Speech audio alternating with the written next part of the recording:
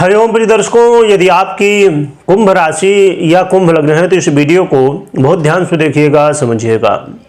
इस वीडियो में हम समझने वाले हैं कि ये जो बहुत बड़ा यू टर्न होने वाला उसका प्रभाव आपके जीवन में क्या मिलेगा।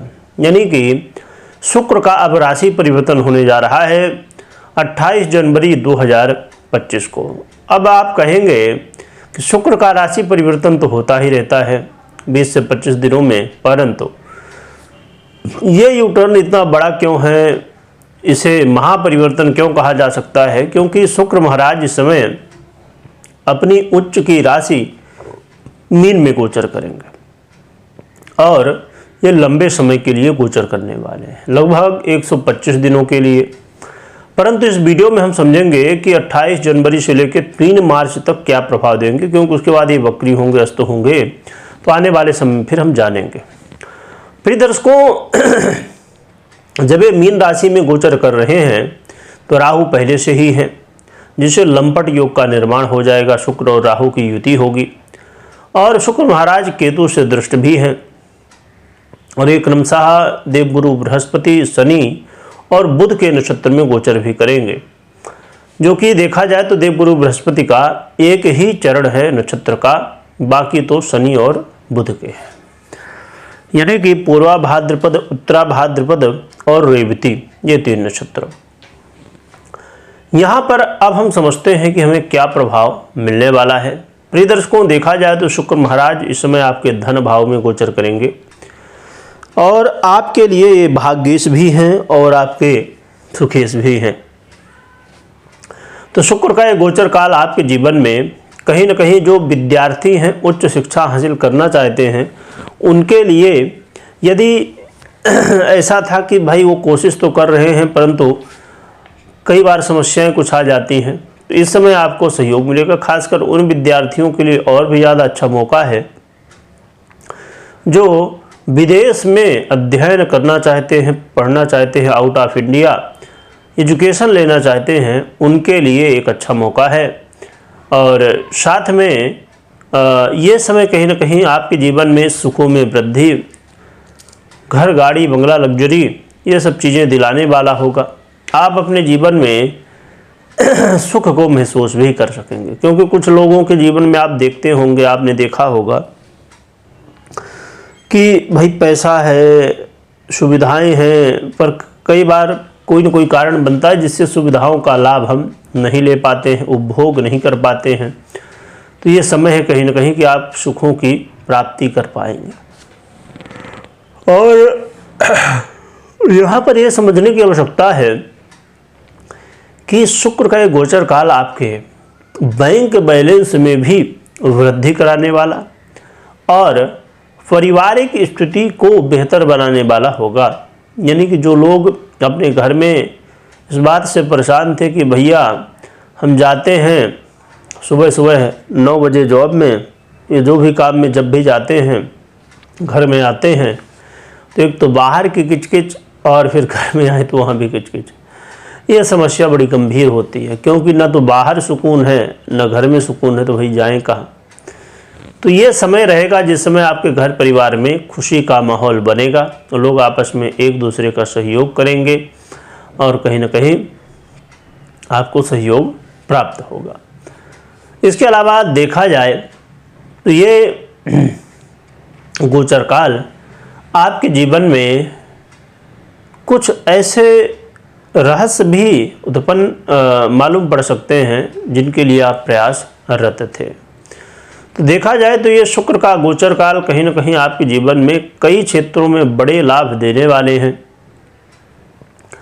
और यहाँ तक कि कुछ लोगों के जीवन में जो एक नए रिश्ते की शुरुआत करना चाहते हैं, उनके लिए भी एक अच्छा मौका होगा, जिससे नए रिश्ते की शुरुआत करने का मौका आपको प्राप्त हो सकता है। पिता के जीवन में चल रही समस्याओं का भी समाधान होता हुआ दिखाई देगा। रही बात उपाय क्या करना चाहिए, उससे पहले ये समझ लीजिए कि कोई भी महत्वपूर्ण कोई भी निर्णय ले रहे हैं तो आपको पहले अपनी पर्सनल जन्म कुंडली का विश्लेषण करना है या करवाना है, इसके बाद ही निर्णय लेना है। रही बात उपाय की, तो उपाय के रूप में आप नित्य प्रति गौ माता की सेवा करिए, इससे आपका कल्याण होगा। अब एक प्रश्न मैं आज ही पढ़ रहा था, शायद आज ही पढ़ रहा था, किसी ने कमेंट किया था, कोई दर्शक ही थे, कि गौ माता की सेवा हम कैसे करें। शायद वो आउट ऑफ इंडिया रहते हैं। तो प्रिय दर्शकों, यहाँ पर देखिए क्या हुआ करता है कि ये बात बिल्कुल ठीक है उनका प्रश्न, कि आउट ऑफ इंडिया रहते, कुछ ऐसे देश है जहाँ पर गौ माता जो है तो आपको बहुत कम देखने को मिलेंगी। और वैसे भी बड़े शहरों में लोग हैं या कहीं ऐसी जगहों में है कि बहुत जगह सुविधाएं नहीं हैं, लोग नहीं रख पाते। पर देखिए वास्तविकता इसके उलट है, पर फिर भी लोगों का तो जो है। अब ये बात को मैं क्लियर कर दूं जिससे उनको कन्फ्यूजन ना रह जाए, क्योंकि ये वो किस राशि में उन्होंने किया था ये तो मैं देख नहीं पाया, पर ये हो सकता है और लोगों का प्रश्न हो। वास्तविकता ये है कि गौ माता को हम आज रखना नहीं चाहते हैं। यदि हम रखना चाहें तो बिल्कुल सुविधाएं हो सकती हैं, पर ठीक है जैसा भी हो।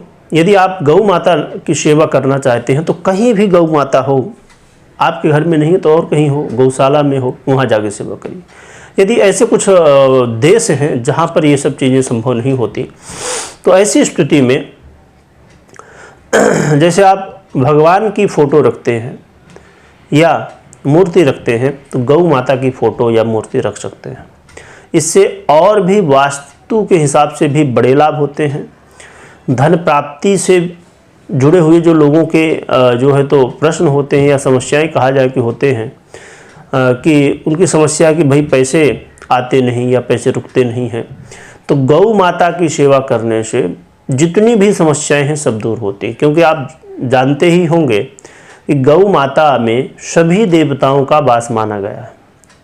इसलिए गौ माता, अब एक चीज़ हो सकता है कुछ लोगों को बुरी लगे, पर वास्तविकता जो है तो उसे कहने में कोई हिचकिचाहट नहीं है, ना ये है कि भाई किसी को बुरा लग जाएगा। क्योंकि सत्य जो बात है वो बुरा लगे तो भी अच्छी बात है, क्योंकि भाई मानोगे तो आप, समझ में तो आएगा।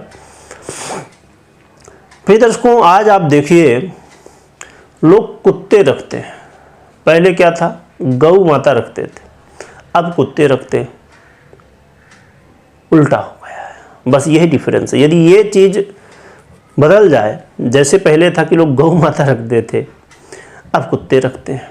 अब कुछ लोग कह सकते हैं, मैं इसे थोड़ी खींच नहीं रहा हूँ, ये प्रश्न क्लियर हो जाए जिससे ये कोशिश है, बाकी क्लियर नहीं होगा मुझे पता है।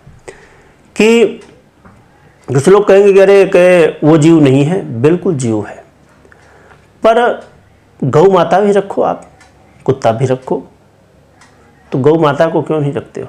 जब कुत्ता रख सकते हो आप, तो गौ माता क्यों नहीं? तो बिल्कुल संभव है। आज के समय में नई नई जो बिल्डिंगें बनती हैं, तो यदि आप सनातनी हो, यदि आप चाहते हो गौ माता रखी जाए, बिल्डर को आप कहो, जो लोग वहाँ ले रहे हैं या सोसाइटी में जो लोग हैं उन लोगों को भी, सबको ये मिलके यदि कोशिश करें कि एक गौशाला हर बिल्डिंग में बनाई जाए। जितने फ्लैट उतनी गाय रखने की कम से कम गौशाला बनाई जाए। आप गार्डन बनाते हो, आप पार्किंग बनाते हो, आप दुनियादारी पता नहीं क्या क्या बनाते हो, पर क्या गौशाला नहीं बना सकते? बिल्कुल बना सकते हैं, और उससे बहुत बड़ा लाभ भी होगा। गौ माता का दूध, उससे घी, उसका गोबर जो होता है, तो गोबर की कंडियाँ बनती हैं, वो बिकती हैं। गौ माता के दूध से पनीर और पता नहीं आइसक्रीम वगैरह कितनी सारी चीज़ें होती हैं। यदि सोसाइटी चाहे, लोग चाहें, तो गौ माता रखें, तो उनके जीवन में हर तरह की समस्याओं का समाधान हो सकता है। दुनिया है, कलयुग है भाई, कलयुग का प्रभाव होता है। चलिए, जिनको बुरा लगा हो तो बहुत अच्छी बात है, आपको बुरा लगे और आप गौ माता रख लो। कमेंट में जय गौ माता लिखिएगा। और मेरी ये बात से कितने लोग सहमत हैं कमेंट भी कर सकते हैं। और कमेंट खाली नहीं करना है, कमेंट तो करिए, अच्छी बात है, जिससे लोगों को मालूम पड़े कि ये बात ठीक है कि नहीं। साथ में कोशिश करिए, यदि आप कर सकते हैं तो कोशिश करिए, ऐसा हो सके तो। वीडियो देखने के लिए बहुत बहुत धन्यवाद।